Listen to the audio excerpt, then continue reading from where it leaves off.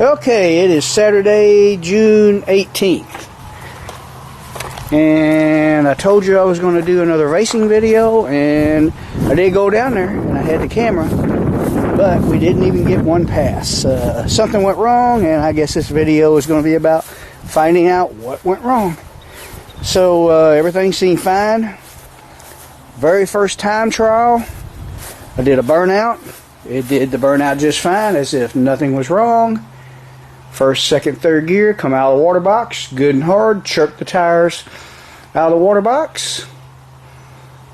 Stopped it before I staged it, and the people working the line, they had to clean some rocks or a little bit of water off the starting line. And while I was sitting there waiting, I happened to notice, after I'd stopped, I'd pull it down in low gear.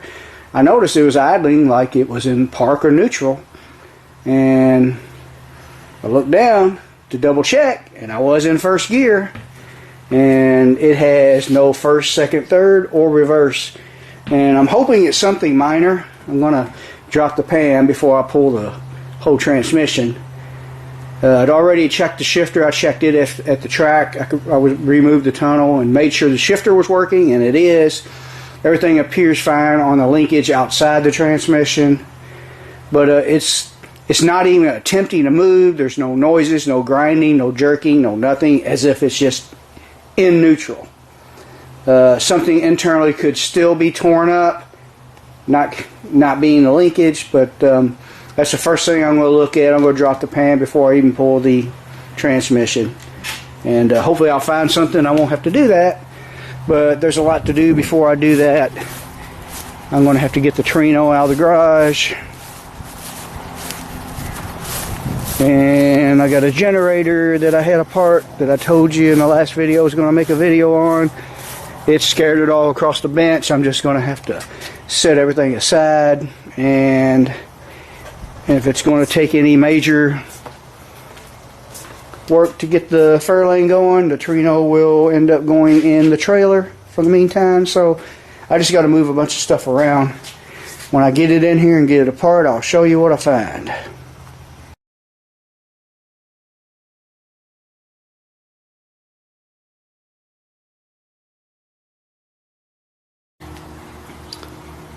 Okay, it's Sunday, the next day, Sunday afternoon, and as you can see, I got it completely ripped apart, and I cannot find a thing wrong. So all I can do now, I am going to stop by a place who hopefully has my stuff in stock. If not, I'll have to order a gasket and seal kit. A gasket and seal kit usually has all your O-rings and everything. I'm hoping they got new tension rings. I don't really need them, but I just want to put them all in while it's apart again. I didn't the last time I inspected it, but it don't really need it. But I can't find a thing wrong. One thing I did not inspect is inside the valve body.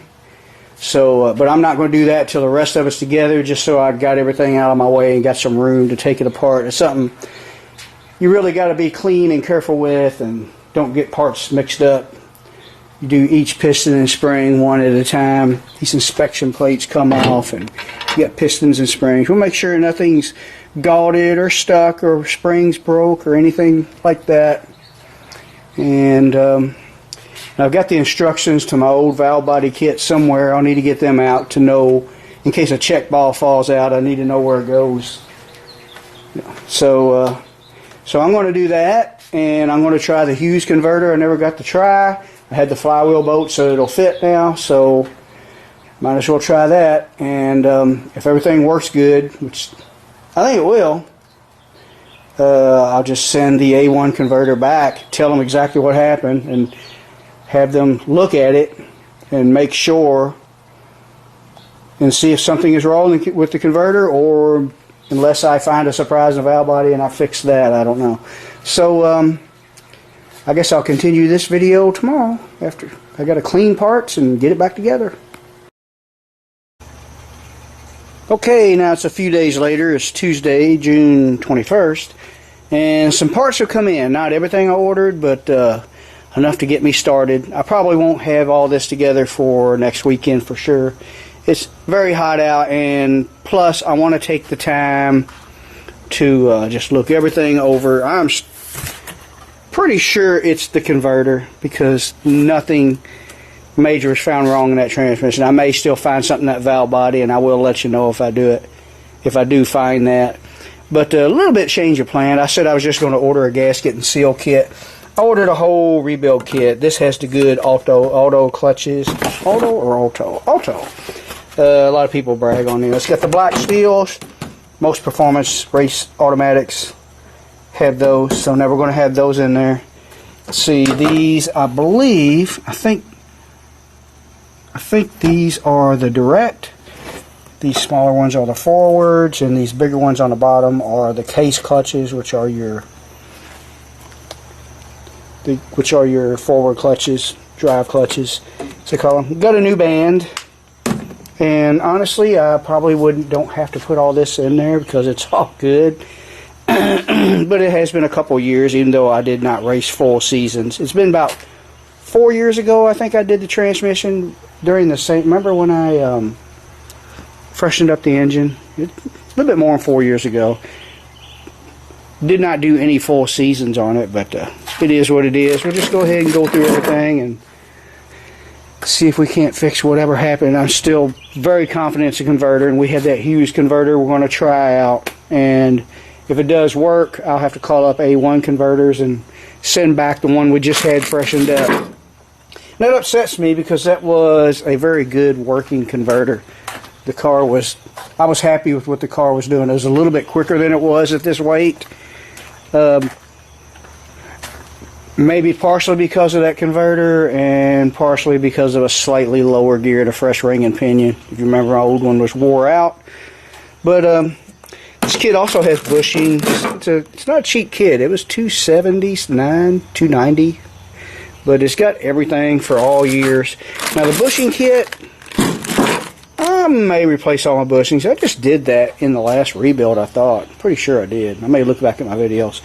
Now the filter I can't use with my pan.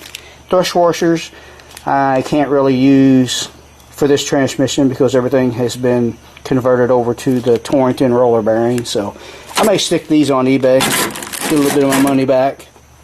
So, and I also got 2 more gallons of the B&M trick shift fluid. I like it so much. This is the Type F compatible. So I didn't really need 2 more gallons. I got 3 gallons new in the shed, but last time I tried to get it, I had to wait 4 weeks. This time it seems to be ready and in stock. So I guess I'm going to start cleaning things up. And if I find anything new, I'll show you, but I'm not going to film much assembly. I may show you what I find on the valve body if I find anything at all. Because I just want to get this together, and we'll see if it works. Alright, now it's Saturday, June 25th, and I got the rest of my stuff that I ordered in. I'll show you here in a second. But we do have this much of the transmission together. Basically, everything but the pump and valve body. And I got some new pump gears ordered. Or actually, they are in. That's part of the rest of the stuff that came in. I'm going to check everything on this pump. I'm going to clean it out. Bushing, I'm not going to put bushings in it because I just replaced them. I think I did a rebuild video of this transmission, I don't know, 4 years ago. But I didn't race a lot in those 4 years. There might be a whole season on it since I've done pump bushings. And pump bushings, if your transmission is doing good, it's something you don't do for every single freshen up job for a race transmission. And if you got something that's in an old car with 150,000 miles, of course you put all new bushings in. I'm going to save those bushings that come in my kit for the spare I want to build. And I do have another transmission, C6 disassembled. I want to build a twin to this one. Just that so much other stuff gets in the way, and you think you're going to have time, and you don't. But now, I was doing a little research on YouTube. Now this here, I see some scratches there. That's not too bad. I've seen a lot worse. I don't think it'll be an issue. I'll polish that up. It doesn't look bad down in here, but I do have new pump gears, and I'm going to compare the slop between these and those. Some of these have a it's called a drain back check valve, I think, for the converter, something from draining back from the converter or something like that. I don't know the exact science behind it, but this one does have it because there's the spring. I want to make sure that's not stuck. I doubt it is, but it's something to think about. I'm going to look up some info and see if there's a way to check that. So let's see what we got in our package here. And I'll look that stuff up. It's going to be really hot today. If I'm going to miss a weekend of racing, I guess this is the Saturday to do it, because it's going to be not nice today. See if I can do this one-handed without cutting myself. No, I can't.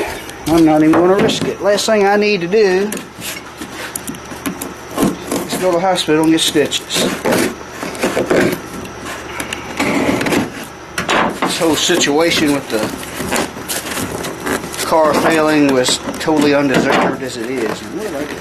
There's a staple on top of the tape. Staple's a little extreme for something this small. There we go. There's the new pump gears. I want to compare those to the old ones, see what kind of difference I get here. And I also have a pressure gauge, which I'm going to leave permanently hooked up to the transmission of the drag car. Goes to 300. I think that's plenty. And we'll, just in case I still have troubles after doing what I do, we'll have this to read to make sure we're getting proper pump pressure, and so we can diagnose this thing if it still gives me trouble. I still have a feeling that it's the converter that went bad, even though it's only got 15 passes on a freshen up converter. So I'm going to go ahead and let's clean up the pump, put these gears in, do a little comparison to the old ones, see if we're making improvement there. And it never hurts to have fresh pump gears. And maybe the next time this transmission comes out, I might want to think about getting a remanufactured pump. When you remanufacture them right, they remachine this surface. And now something else that looks good on this, you can tell the inner pump gear was not rubbing this. That's still black. Still got that black coating on it. If it was really, really wore and those gears were too sloppy, it would be rubbing this, and it's not supposed to do it. It'd be wearing that out. But I got a feeling this pump is fine. I'm going to figure out how to check that check valve right there and clean it up and put it together, and that's all I can do there. And then after I get the pump in, I got to tear down the valve body, clean it, inspect it, make sure nothing's stuck. And after that, all I can do is put it back in with a different converter and see if the car moves, because so far I found no reasons for the car to do what it did in the transmission. So I'm just going over everything with a fine-tooth comb. That's why I didn't rush to get it out for this weekend. I really don't want to throw it back in and have it do the same thing just because I got in a hurry and overlooked something. And something else with this kit, the band is wider, so that's a little bit more grabbing power there. That's an improvement. And I think from here on out, I showed you the kit earlier in this video, those black steels. I think I'm really going to like them. You can really, if you rub your finger across them compared to the regular steel ones, a lot of times on these stock, which all of them are steel, but you know what I mean, uncoated ones, that it's slick. And a lot of times what we do is we sand an X pattern, sand this way and that way, for a little bit more grabbing power for the clutches against the steels. I noticed that black coating, it's almost like grips your finger. So maybe that's an improvement there. So okay, let me clean up this pump, quit talking. Okay, the only info I could find on how much pump gear clearance you should be allowed, looked around online and they said anywhere from 1 to 3 thousandths is what you're supposed to have. And I have 2 I got this little indicator on here. A lot of people just use a feeler gauge. Now this thing isn't sitting perfectly flat on the mill, but we're just checking the distance from this pump gear to that surface, and that needs to be anywhere from 1 to 3 below it. Anything less than 1 might be a bit on the tight side, could cause problems. Anything more than 3, which you can probably get away with a little more than 3, but anything excessive would make you lose pump pressure. But I'm getting 2s. You see we're on 0 on the pump gear. Get past that groove, and actually I'm getting a little bit less than 2,000ths, which is pretty good. So that's okay. Like I said earlier, I've looked at the rest of the pump, and I was very tempted to get a remanufactured one, but I believe that this pump is okay. Got some little bit of wear mark there, but you can take a brand new pump or remanufactured one and run it just a little bit, and I mean, it's metal against metal. Even though you get fluid in between it, you're going to get something. I've seen a lot worse than that, never had any trouble. But and this is your converter drain back valve. It appears to be okay. So can't find much info on checking that either. I know the old pump, there's an old pump in the shed for the other transmission. The ball is sticking way out, and I thought maybe something was wrong because this one was not. But I looked around, watched a few videos of people talking about these pumps, and all the pumps I've seen, the pictures of the check valves look just like this. So I'm going to say that that's okay, and I'm going to try it. And I still really believe that the problem is in the converter. We'll see after I get the valve body apart. But I'm going to go ahead and put this pump together, put some fluid, dip the gears in fluid, and put new seals and bushings in that part right there. Replace that converter bushing and the seal, and we'll have that part together.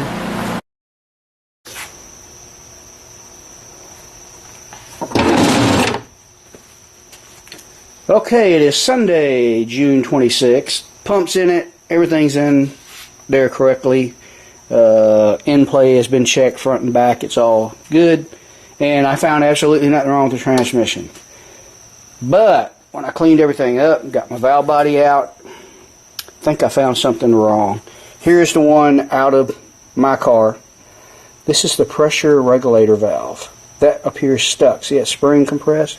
Here is a stock one from a parts transmission. As you can see, that is not sticking out.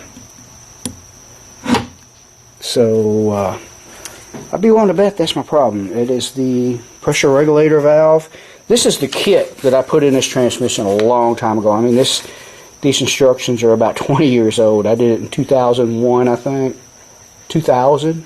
That's when I switched to a big block of this car with this same transmission that has been just very good to me.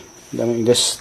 So for those of you who say, get rid of that junky C6 and put a power glide in it, 20 years of running 650s, 640s, 630s, even 620s at one time. So it speaks for itself. It's just stock innards with a shift kit, C6 B&M trans kit, and it's got 3 stages: towing, street and strip, and full competition. And it's not a manual valve body either, so it would shift and drive.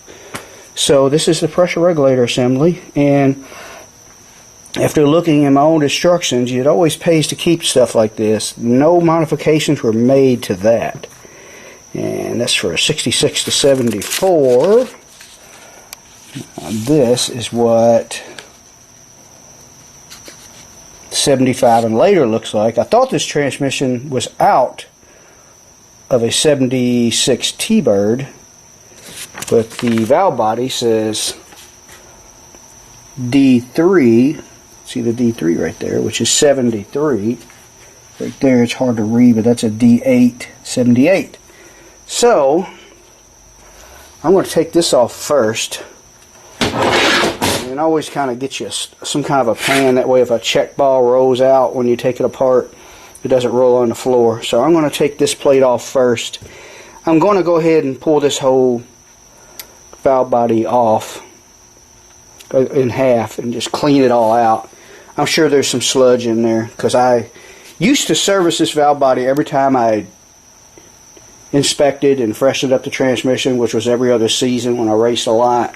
I kind of got lazy from doing that, so it hasn't been serviced for probably 15 years. This valve body has not been apart, so let's get that apart and see what I find. Okay, so I pulled this plate off. We got the booster sleeve out. Everything's working free there. This here, we have to pull the valve body in half just to get it to move. I was able to tap it back in to where I believe is as far as it's supposed to go. But it's tight, and I'm pretty sure that's what happened to this transmission. The sad thing is, if I'd have spotted this before I pulled the transmission, I probably could have fixed this without going through all the work I have been. But I guess the good side is we got good performance clutches and steels in it, which probably won't make a difference in how it runs. Maybe they'll help it, I doubt it. But this valve body's got to come in half. I've already pulled 2 bolts out on this side, and I'm hoping that no check balls will come out. I got to take all these out. Okay, there's that. And some kind of a plug fell out, but that's okay. I already see where it goes. There was a bolt. See a sludge? That's what makes valves stick. Now, this little plug, I'm pretty sure, went this way or that way. We need to be sure. Okay. I'm going to set that right there.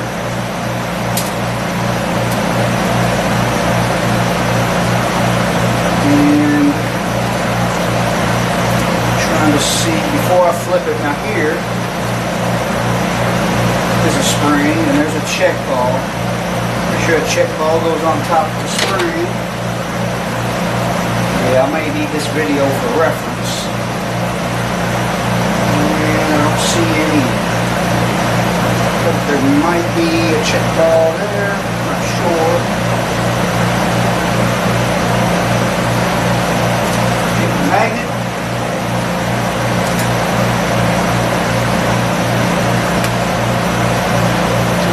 Diagrams. You see nothing, there's nothing in there. Some of them removed from the kit. In there. You have a check roll there. Where's that one? Okay. The spring goes to this check ball, and there's a spring over here with that little plug. I'm pretty sure that's everything. Be sure you know where all your check balls are before you take this thing to your cleaning tank and clean it. There it goes. The knife works pretty good. Getting behind that. Things in there snug. It's not welded in, at least. It's in there pretty tight. And I gotta find a step to get behind. Push it out a little farther. There it goes. There it goes. Getting there. And you always want to be careful not to burr up these surfaces. That's what seals this. And there's your boost valve. It's just a little galded. I'm going to polish it up with some Scotch-Brite, and we'll also clean this out. Nothing else is in there, so don't have to worry about that falling out. We'll just polish that up, clean this out, and see if it fits in there easier.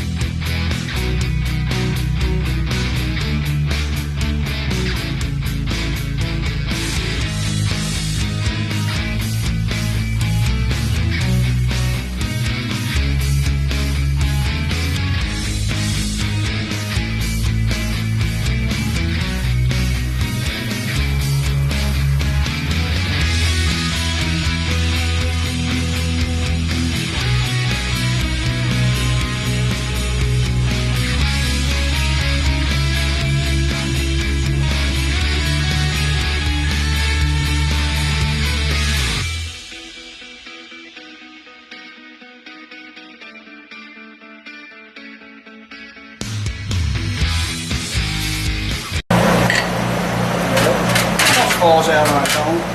I'm going to do a little more polishing and call that good. And then I'm going to do all the others too. I got an end plates right here to take off. These are all your shift valves. There's an accumulator valve. All kinds of other stuff. There's your kick down valve right there. Got some right here, this end plate. I'm just going to take them all out one at a time. Polish them. Clean out the valve body each and every time. And all it good. Maybe I can stick some Scotch Brite down in there and wrap it around a screwdriver. Kind of shine these bores up a little bit. Don't want to go overboard and get it too sloppy. There's no danger of that. Alright, all these valves have been taken out one at a time. Laid down on that clean rag in the order they came out. Polished them all up separately. Then cleaned the valve body out and blew it out again. And everything's moving free now. A few of them were a little sticky, but not stuck in there like that pressure valve. So I'm going to go ahead and put this plate back on. And let's see, some of these are longer. They are the ones that go all the way through. Let me see daylight for that one.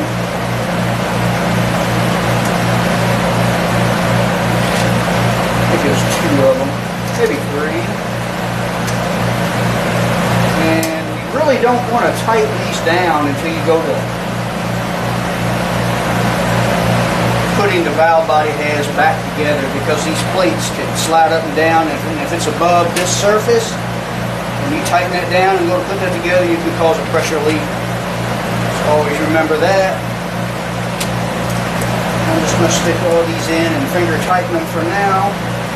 And I got to look at my diagram to remember where the check valves and that plug came from when I took the two halves apart. And then I want to clean this off, take the plate off, clean all the sludge out of there, and so you'll be ready to go back in the transmission.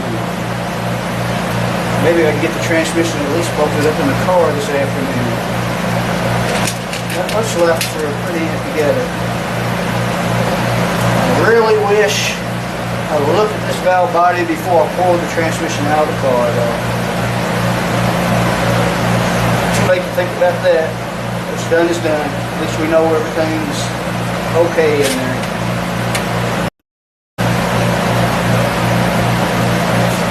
Okay, these two check valves are got the springs and the converter check valve goes right here. Pretty easy to see. Let's go get my directions for the shift kit are pretty handy to have. It tells it right there. And you can get it out. You can find an old Chilton's manual or a transmission book. You need to take one of these apart. See, I've got an old Chilton's on a bunch of different transmissions. Also got Chilton's on 68. And Fairlane and Trinos, it's helpful for transmissions. Anyway, this is converter check valve. You got a spring. If you look down that pocket, there's no passage to block with a check valve, so that's obvious. This check valve goes here and blocks the passage or regulates the passage in the separator plate. This check ball, there is a throttle pressure check ball. It goes right here, and the ball goes on top of the spring in the pocket. Pretty easy. Notice the instructions also shows a third to second downshift valve retainer, not on all models. Mine does not have that. So this is one of the models that doesn't have it. And a second and third check ball. And nothing came out of mine. I'm just wondering if that got removed. Because nothing came out of that when I took this apart. And there is a pocket for it right there. And there's also a low reverse check ball at this location on some models, which goes up in here somewhere, which Mine did not have that. Now I am worried about the second to third check ball. It may have got removed in the instructions. Let me look through them and see. Okay, that second to third check ball I was worried about. It says for heavy duty and street, install the second to third check ball back into its pocket. For track, which is what I do not install the second to third check ball.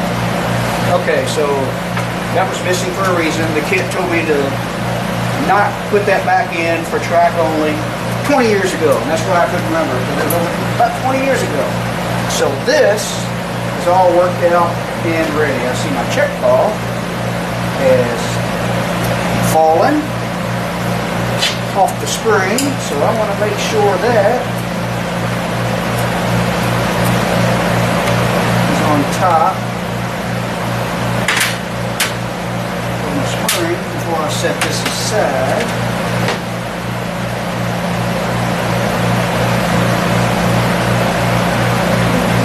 That right here. Need to set it somewhere where I won't be bumping on it, that's for sure.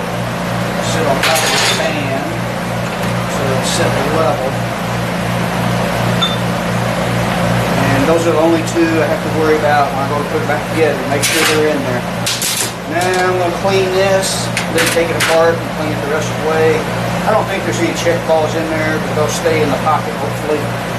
And all I have to do is remove this hold down plate and that one,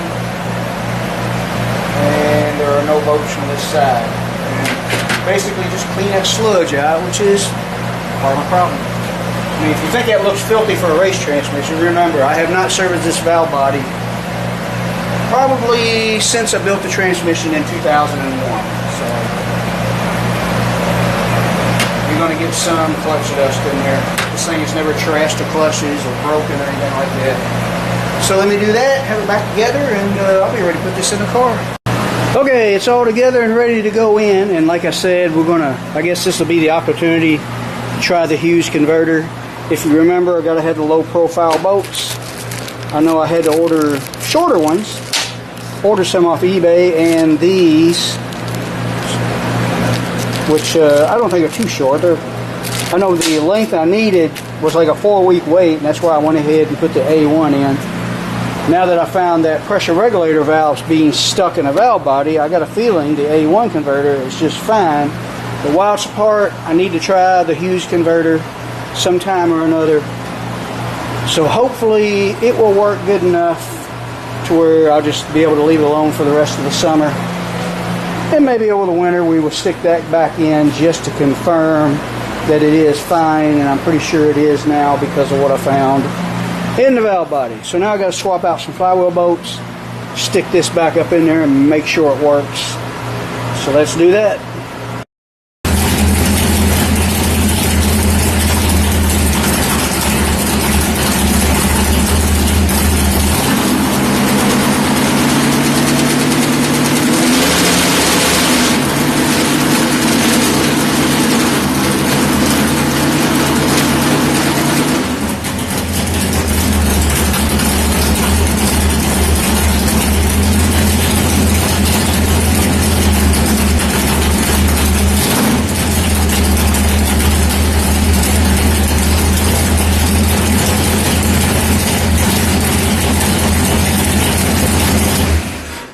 So as you can see, it's all together, and that was a pretty good sign. It moves on the jack stands.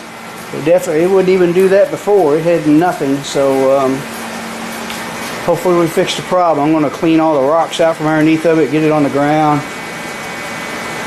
just kind of move it in and out of the garage, see how it pulls its own weight.